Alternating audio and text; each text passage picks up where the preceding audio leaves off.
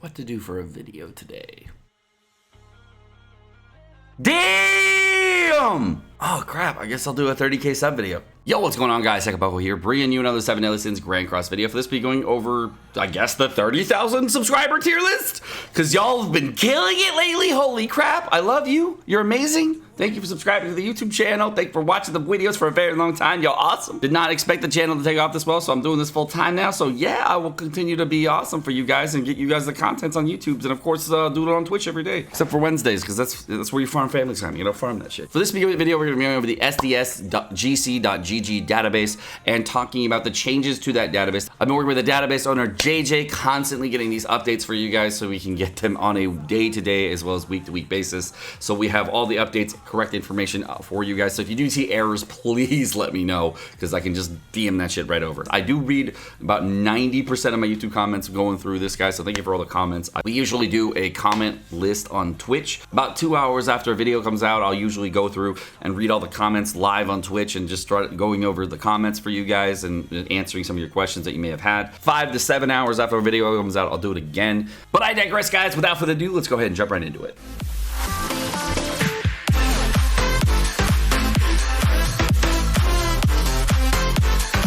Now, before we go into the tier list part of the video, what we're going to do is going over some of the different PvP teams and talking about them, just to give you an idea of what the updates we're going to be doing to the website. As you can see here, there's a ton of different PvP teams as well as tiers of the PvP teams taken from many top 100 players that are streaming live on Twitch, as well as many different players that are in top 100 guilds that are, you know, just giving feedback on a day-to-day basis. These are all my personal experiences from seeing things in PvP as well as watching these things on PvP. And Twitch and videos, etc. So this gives you an idea of what to expect there. Now, I didn't put in, of course, any Deldry as well as any Blue Liz teams on here because those teams are very, very, very important to put in here eventually. But as they just come out, there's a lot of different ways you can use those teams, and it's more fun to just let you guys experiment with the best possible teams, and then we can figure out something about a week later for what could be best case. And honestly, they will be put in the tier list at some point for meme teams, etc. So just know that yes, that will be added. Just chill out, bro. We've also added a training cave section. This is based very heavily on my guide for my written guide for the training cave. If you need it, a link to a video for training cave, it's going to be in the description below. So you can check that out there, and you can see see what training cave kind of looks like, how the fights kind of roll out, and what to expect.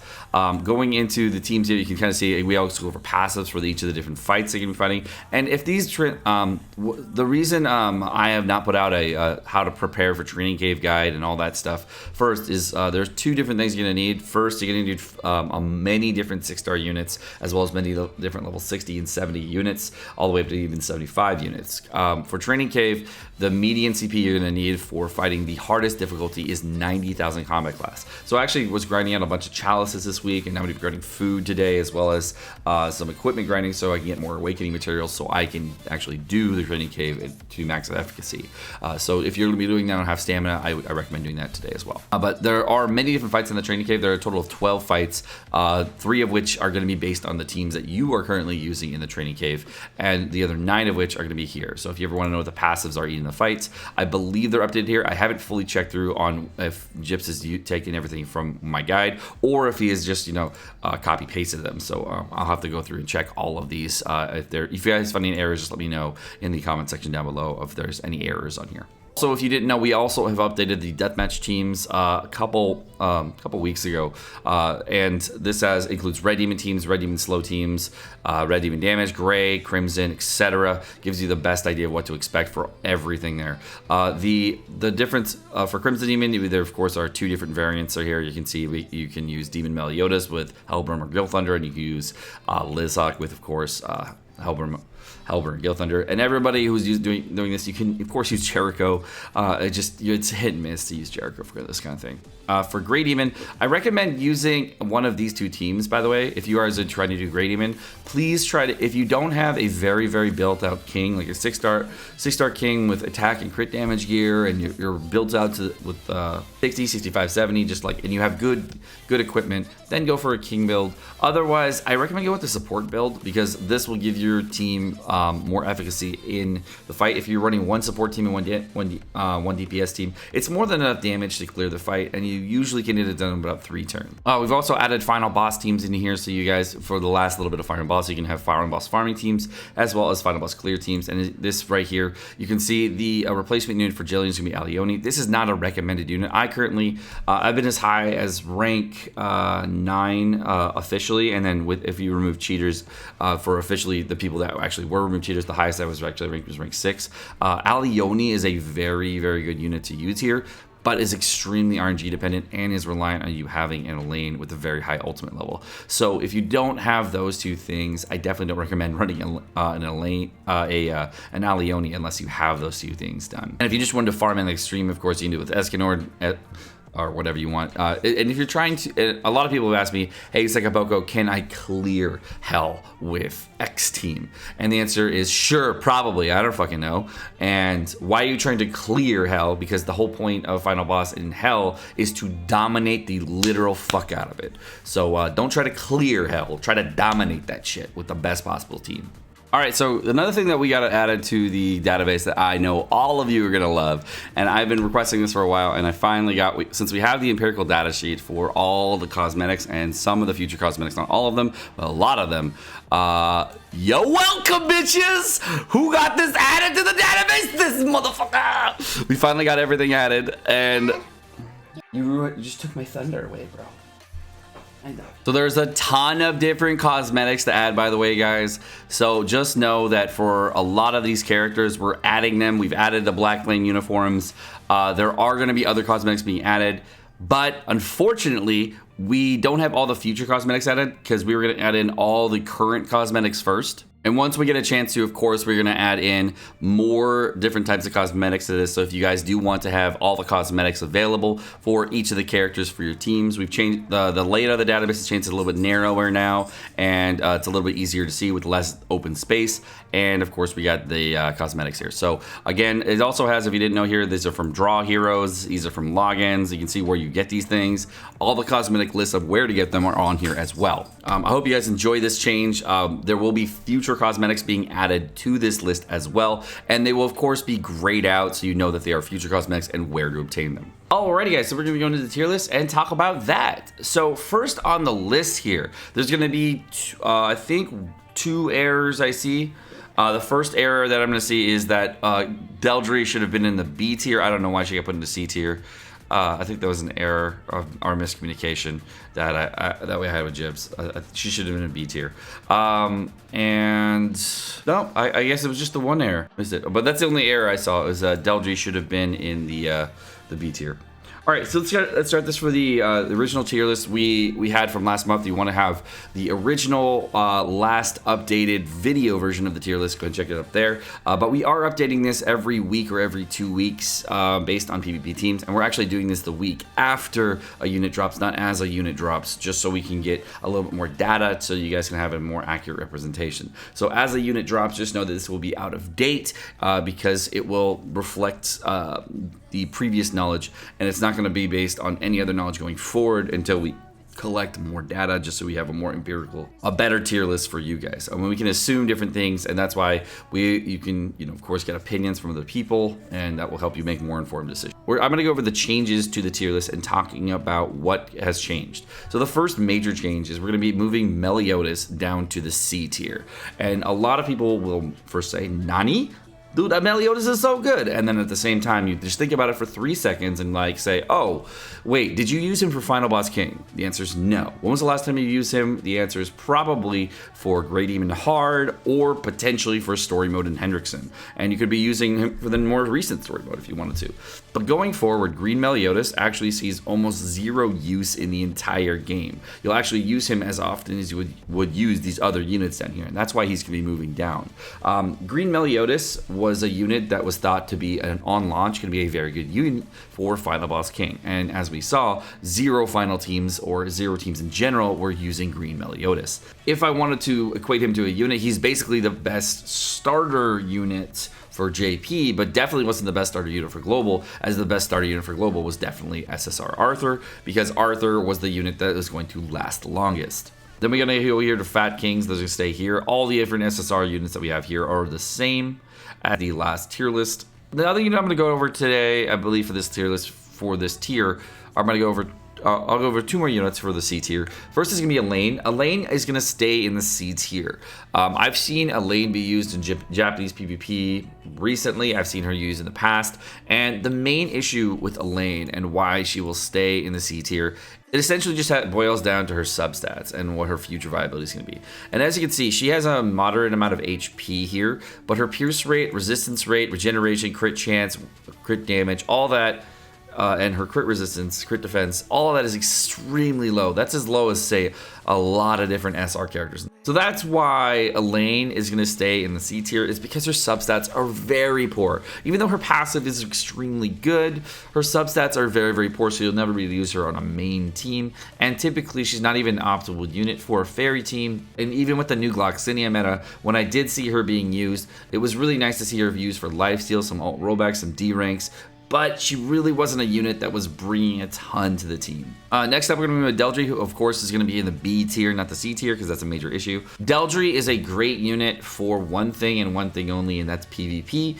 And she's very, very good for getting a taunt on whoever you want on the enemy team, as well as locking out an enemy unit.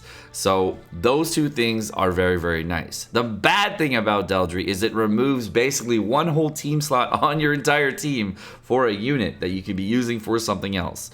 Her passive is incredibly good, but it basically makes the whole PvP fight, instead of a 4v4 fight, now it's a 3v3 fight. So she changes that kind of dynamic of the fight, and that's kind of cool, but there are so many ways to play around it.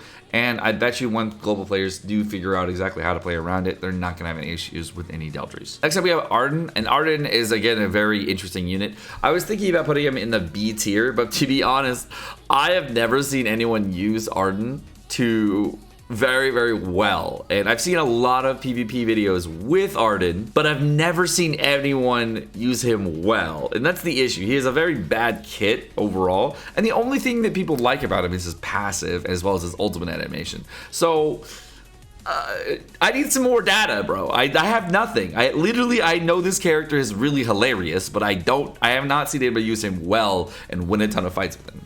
So if I can see that, then I might be able to bump him. But I haven't seen it, and I don't have any data to back it up, but I know it's cool. All right, next up for the next major change on the tier list, we're going to have both the SR Slater as well as the SSR Slater are going to be moving down to the B tier. Hey, Sekapoko, why are they moving down? Isn't he still the best DPS for Red Demon? Well, the thing is, we're actually at the point in the game where the DPS has kind of gotten to the point where both Red Lizhawk and Slater have equal DPS, but Red Lizhawk can be used for 2 separate demons. So you have to actually differentiate the two. And as you can see, Red Lizhawk did move down in a tier, and I'll go over why in a little bit. To differentiate between the two, you have to differentiate which one is the best for more sets of content, and to differentiate those two, that's why Slater moves down. Red Slater is actually falling out of a lot of different PvP metas as well as PvE metas, so you are seeing a lot less use for him. So guys, again, don't at me for these Slaters. I go in over in detail why they're bumped down.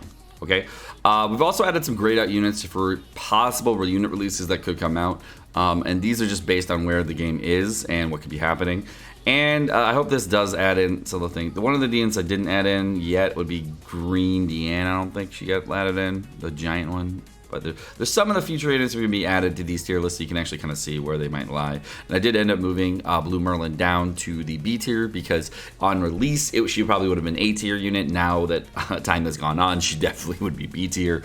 And as time goes on again, maybe even lower, we'll see. Another big change that we're going to have here is going to be SR Elizabeth. And SR Elizabeth has now moved down to the B tier, as many different PvP teams aren't able to use her as well, because many different characters have higher ultimate levels, so the ability to continue to sustain in PvP is not there as prevalent. And she actually didn't see nearly as much use on Final Boss King as Jillian or Alioni because of the team structures and the way they were built. So I think that going forward, she's not going to have very much play at all. And the idea of her being really good was just from a Japanese player base perspective, and she actually didn't have a ton of use. And I got her to 60 and 6-star in preparation for Final Boss King. And I was like, you know what? Maybe I'm going to hold off. And I actually didn't level her to 70 or 75 because I wanted to make absolutely sure before I did anything that she would be a good unit. And that's why I ended up using all my SR medals for other characters and getting SR Jillian maxed out versus getting an Elizabeth maxed out. And that's why I had so many SR pendants for my Jillian versus my Elizabeth. So again, if there is future content coming out, JP players like myself do know a lot about the game, but there is a lot about the game that does change over time and give you a lot different experiences in global versus Japan. So just know the two games are very different. Next up, we have Blue SSR Elizabeth, and she's an incredible unit for one thing. She likes to fall over and die, and I did see a couple videos. I did watch Seaton play with her at max level, and I was not super impressed. I was not impressed with her at max level, but I was impressed with Kabuki's ability to sandbag his combat class and fight bots, because that's exactly how it is on JPBB too. If you have lower combat class, you end up fighting more AI characters. It's like actually stupid. It's actually really, really dumb how the MMR is working right now. So level 1 Liz strats and level 1 other character that I'm not gonna name are really, really good for the death strategy and instant ulti. So blue SSR Deanne with Elizabeth is a very viable strategy. Of course, there's many different ways of playing around it, but if you ever have if you have a multi AoE team, this is a good way to counter it. And if you are looking for a team like that counters blue Meliodas and Lilia, level 1 Liz. Really good way. Counters the literal crap out of that team because you can just use level 1 Liz and Meliodas and you use a Deanne with it, and the AI will always AoE and you'll always get a free ultimate on your Deanne. So very, very good way to go. Next up, we got Dogetto. And this is actually based on my personal experience. And I was actually super impressed with this top 100 player that played against me. And I ended up winning the fight, but it was a really close fight. And I was like, holy crap, this is a tough fight. And he was using this really interesting team with Gil Thunder and Dogetto. And one of the major weaknesses with Gil Thunder for SSR Gil Thunder is that he has no resistance rate. His resistance rate is literal dog crap. Look at that, he's just 5% resistance rate, but his passive increases his resistance, right?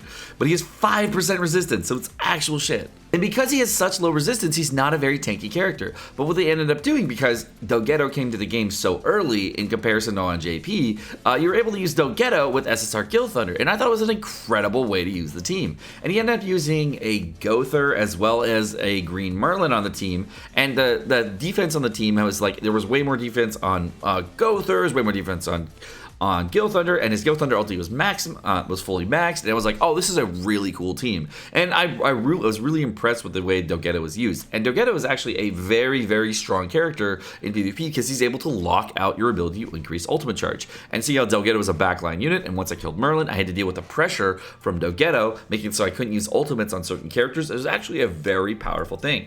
And the thing with the Gil Thunder is that the Gil Thunder is strong enough to one-tap anyone with his ultimate because he's very, very strong as well. And we were in the middle of the PvP match, and he gets his ultimate up on his Gil Thunder, and I'm sitting there, and I know, because I have a level 1 Merlin card, that if I use a Merlin card against a Gil Thunder that has a max ultimate, I actually can't reduce his ulti, because he has plus 100% he has 100% increased resistance rate, plus the 30% from Dogetto, plus his already high defensive stats, so there's no way I'm going to do damage to him, especially with a type disadvantage. So I was really impressed because there isn't actually an ultimate reducing character right now in the in-game that is blue.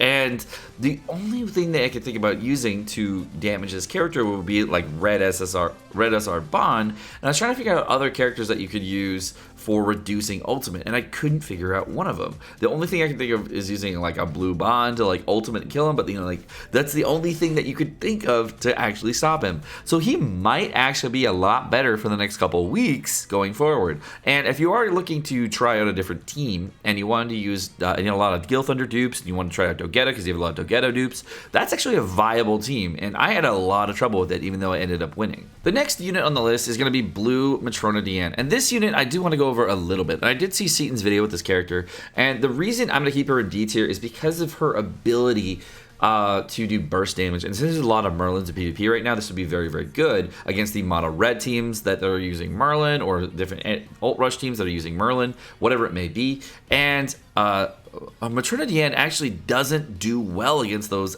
as well as you would think, because she does 2 times damage versus shields. But the problem with Matrona Diane is the same problem with a lot of different units that have the rupture ability or burst ability, where it does 2 times versus shield, as she actually will do half of her damage will be doubled, and then once the shield breaks, her damage will actually fall off significantly. She'll just still do really well against mono red when they have the Arthur buff, but your damage falls off against the Merlin shield once the shield breaks. And that's actually a huge problem when considering a character like blue SSRDN, where she just has 1 hit on her actual attack that's actually going to do damage to everyone on the field versus multiple hits. So I don't know if this is actually designed this way or if it's a bug, but I just wanted to bring some attention to it, and that's why she's there.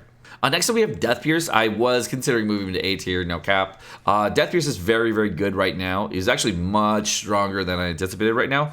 And I have seen a lot of different things with him that he does work very well. But the problem with Death Pierce is I know he's going to fall off soon. And literally every JP player I am talking to, as well as every global player that is a JP player that is using him because they know how strong he is, knows he's going to fall off soon. So I don't want to move him up because we are all like, wow! I mean, there's a lot of units that are coming out with that with 2 high substats. They're really going to make him useless. So that's kind of why he's going to stay in the B tier. And the next unit I know, because I'm going to get added constantly about this, is Coin Shop Bond. So Coin Shop Bond is moving down from the SS tier to the S tier, the A tier to the B tier. And as I said for my original videos on Coin Shop Bond, he's really good on launch, but he falls off super quickly. And he did fall off. In PvP right now, when you see a Coin Shop Bond, almost 99% of the time, you're going to be like, ha! Coin Shop Bond, free win. So I don't know if you guys have felt that in PvP, but yeah, it feels like that. Even while using blue Lizhawk, I'm like, free win. If I see a mono red team fighting him, Coin Shop Bond, it's free win. If I see an Escanor team fighting him, free win. Literally everyone shits on Bond right now. So yeah, he's moving down to the B tier because literally every PvP team says, ha ha ha, Bond's a joke. Especially since you can cleanse it with Escanor. I mean, that's ridiculous. All right, now we're moving on to the A tier for the tier list. The first thing we're going to add in is, of course, Green Lilia up here for the A list. If you want to know how she's ranked and how good she is in comparison to current meta, this is probably where she's going to fall. She might be S tier, she might be A tier, but A tier is safe for now.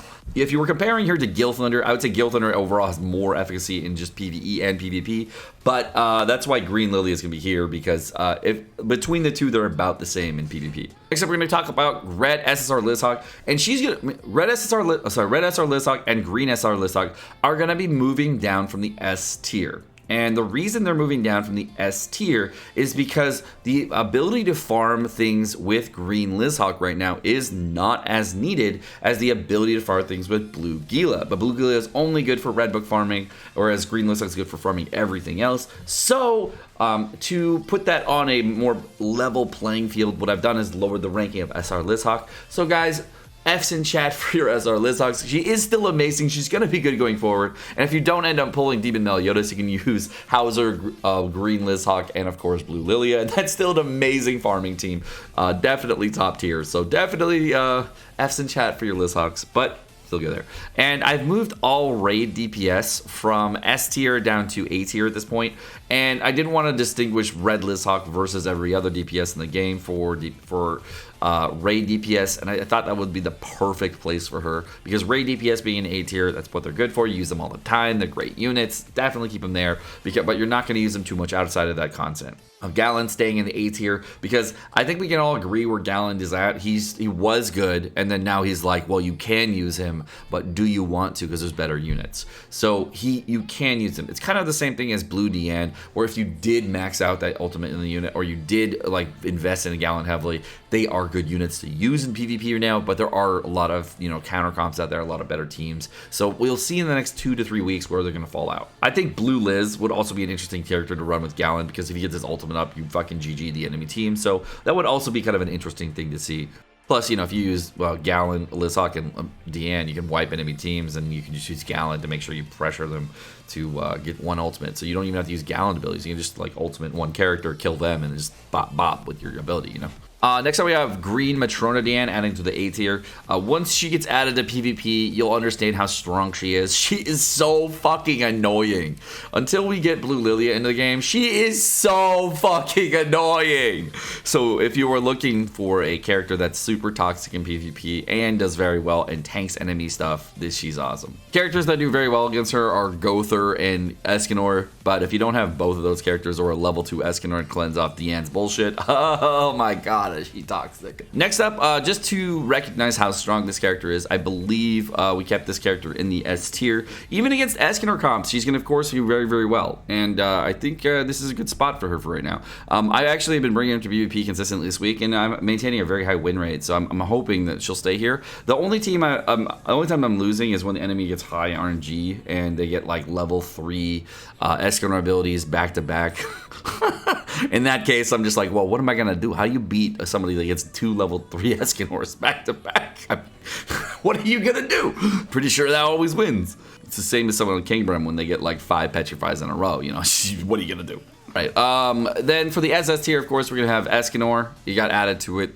Arthur, of course, is going to stay there with Gowther, and Hounds are going to stay in the S tier because mono red is a thing, and we all know it. There aren't a lot of comps that counter mono red, but we all know how strong it is in general. I'd say Escanor in general is going to stay in the SS tier for a little bit. I don't know if he's going to move down to the S tier anytime soon, but if there are team comps that do not start showing off Escanor, or there's going to be different team comps that really do well, the only team that does very, very well with Escanor right now is this Ult Rush team, where you have Gowther, Escanor, King, and Merlin. That's the only real team I've seen. There's a couple variants of those teams that do well, but that's the only really big team that I've seen show off Escanor in geared PvP. And then in gearless PvP, there's a couple different strategies you can use. I've tried Mono Human with Jericho and Escanor. There's a lot of different strategies there, but they all have their weaknesses. I'm hoping he's going to stay in the SS tier, but we'll see. All right, guys. Well, my name's Sekapoko. Thank you so much for watching. Hope you guys have enjoyed this video. If you guys do have input on the tier list, of course, please let me know on twitch.tv/Sekapoko. It's the best place to get a hold of me. And of course, let me know about a little bit about teams that you've been using. You can show me different videos, etc., or screenshots of what you've been doing for PvP. And of course, that will have some input toward the tier list. And of course, that's what we use to compile a lot of the data. And if you do stream on Twitch or whatever, and you have a channel that you wanted to show me a different team or something like that, or a YouTube clip or something like that you wanted to show me that shows up how good a team is in top tier PvP, then of course we'll be willing to listen and check out your stuff. But again, thank you so much for watching. Hope you guys enjoyed this video. Again, like and subscribe, all the fun stuff. You guys have a great rest of your day. Oh, and thanks for 30,000 subs. Yay!